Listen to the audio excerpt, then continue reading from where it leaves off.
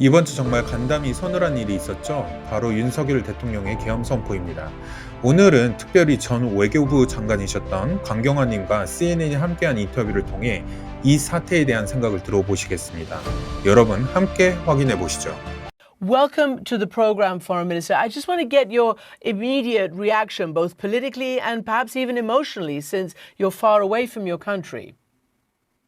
Yes, I was watching this on TV this morning, as I usually do every morning, watching what's happening in my country, and saw the president making this announcement, which was just completely out of the blue, which was just completely out of the blue.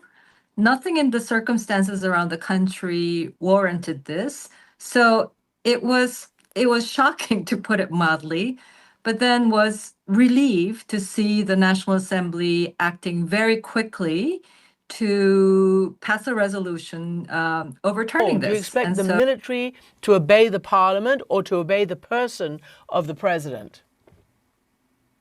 Well, I think the rule of law requires in accordance with the rule. Well, I think the rule of law requires in accordance with the rule. And the way the martial law itself was declared was not in accordance with the requirements as far as the Constitution is concerned, because it was done out of the blue without going through the necessary requirement of going through a cabinet decision.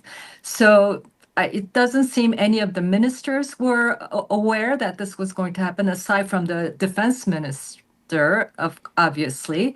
It seems that there was preparation in that side because the tanks were rolling in, the helicopters were in the air minutes after the decree was announced. So clearly, the Minister of Defense and his close advisors were prepared. But on the political side, none of the key political actors, even within the ruling party, seems to have been aware of what was coming in the middle of the night from the president's office. The two key political leaders from the ruling party and the opposition party have after the National Assembly vote, has come out with a statement that I think is very stabilizing, pointing this out, that the way the martial law was decreed was unconstitutional. It didn't follow process, so it is illegal. And therefore any order given under the so-called declared martial law is unconstitutional, unlawful, and therefore any public servant, including the military and police, should not be following any orders coming from that authority, which in itself is unlawful. Foreign Minister, the president is from the right-wing People Power Party, President Yoon. And so, the question is, who is he and why did he do this? The reasons he gave was that he couldn't, do the business of government because of the treachery of North Korean spies and communist holdouts, inside the body politic. Who is this person?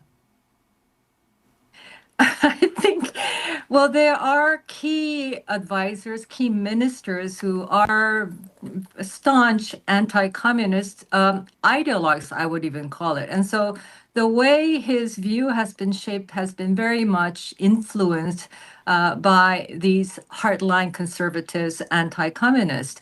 But from that to jump to this idea that there are communist sympathizers, anti-state agents scheming to overthrow the government is completely out of the blue, completely unrelated to anything I can see happening in the country. Yes, the politics is very fragmented, very divisive, very polarized. Politics is very fragmented, very divisive, very polarized. But then it is the role of the president, the duty of the president, to be trying to bring the country back together. And he has gone exactly the opposite, more polarized, more extremist in the messages that he's been delivering to the country.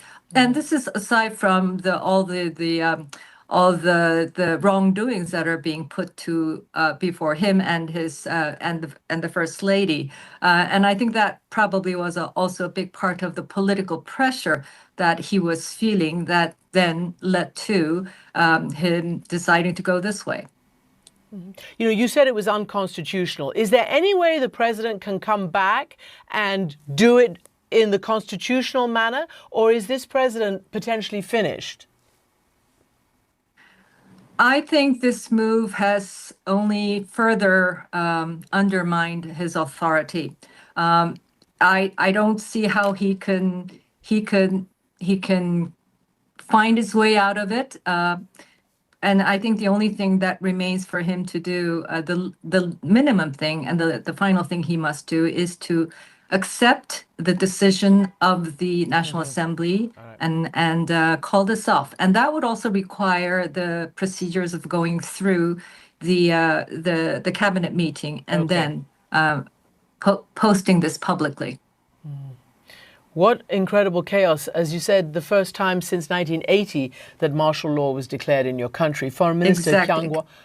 Kyung-Wha Kang, thank you so much for joining us. Really important insights.